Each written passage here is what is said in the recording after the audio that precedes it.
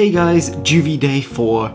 I was going to do a different sort of video, but I was just not able to get it done, so here we go with something entirely different. I'm going to read out some of the D&D backstories that I've come up with for characters that I've been making as practice, because I'm wanting to run some D&D at some point.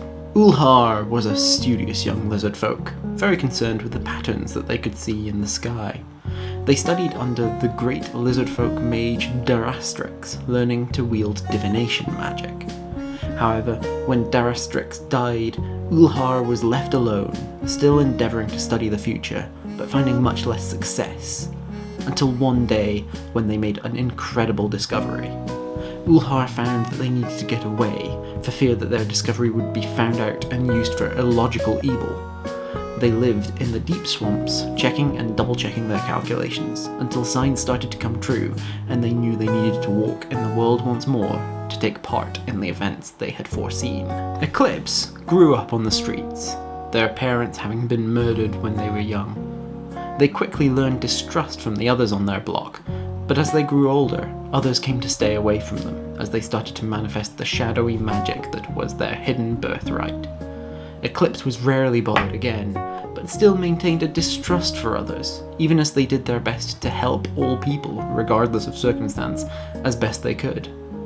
Eventually, they found the dark crystal that helped them channel and control their powers, and set off in an attempt to change this world that was so unfair to them for so very long. Kriv found himself drawn to the sea from a young age, running away from his clan as an adolescent to join a ship's crew.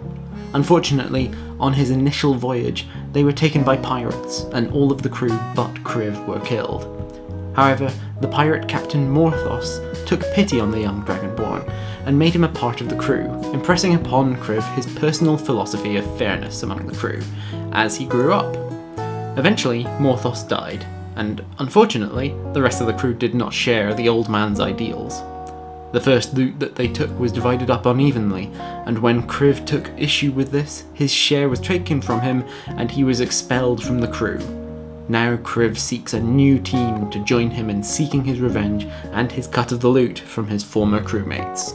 Rawoha was found in the woods when she was very young. Her parents had been killed by mysterious assailants, and she was taken in by her rescuers. However, her rescuers were, in fact, a tribe of werewolves moving from temple to temple of their god. She excelled under their guardianship, learning their code of honor, as well as picking up the ways of the woods. As she got older, she was offered to be turned like the rest of the tribe. However, she refused, preferring to stay as she was, at least for now. As Rawoha turned 18, her nights became plagued by visions of a cataclysm to shake the world, and she reluctantly left her family in order to seek a way to stop it from coming to pass. These next three are all from the world of Eberron, which is one that I've been really wanting to do a bit of, so here we go. Halakhad's mother married into a cadet branch of House Denaith without exposing her Kalashtar nature and link to the quarry spirit Khad. It was only logical to hide as she did, she reasoned. The Dreaming Dark was sending agents after her, and the Denaith mercenaries were more likely to protect her if she effectively became one of them. She did not count on truly falling in love with her new husband, however, and it was with a heavy heart that she concealed their child's own nature as a Kalashtar when she was born. Halakhad, or Hadron as she was called in public, was torn between her two identities from very early on in her life. She felt the call of Khad to be true and just and stand against the Dreaming Dark, but she also felt her own ambition for power within the house coming to the fore. Halakhad is terrified of being outed as a Kalashtar, and worries that she will be unable to keep moving up the ladder of the house if it is ever revealed. Durian was just a simple shifter leather worker with the elephant as his spirit, living on the border of Orndare and the Eldine Reaches. He was content to stay working for most of his days, but he was approached by a mysterious stranger to work on a project for them. After the work was completed, the stranger revealed themselves as a Quattle, bestowing a blessing and a calling upon the shifter. Durian was to take up arms and seek out his destiny as a paladin in the Church of the Silver Flame. Now Durian aims to find his calling in the world, all the while secretly wishing that his sweetheart Saul, another young shifter, had come with him. There was always something off about the warforged known as Scorn. Although built for service in the last war, they never saw action, despite their age, as they escaped from their barracks very soon after they were manufactured and went into seclusion. In spite of House Cannith sending many agents after Scorn, they were never found, somehow evading capture for many years.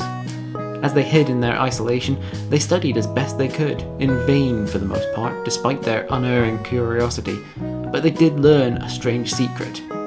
Their safety from capture was not by mere chance. A strange being from Shavareth, unknown to any scholar that Scorn could covertly contact, was effectively sponsoring the Warforged. Eventually, Scorn managed to learn how to access the being's power themselves, becoming a warlock. However, their new patron contacted the Warforged soon after, forcibly conscripting them into becoming an agent of its conflict-loving self to cause strife in Corvair, now years after the end of the war, and investigate the Mourning on its behalf. Scorn is not nearly as clever as they think they are, in spite of their years of study, but still maintains their attempts to learn as much as they possibly can.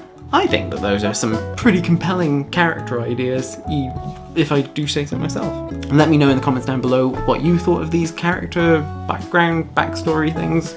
I would love to know, so tell me down there. I hope that you enjoyed this video, and that you remember to like and share it, and subscribe to my channel.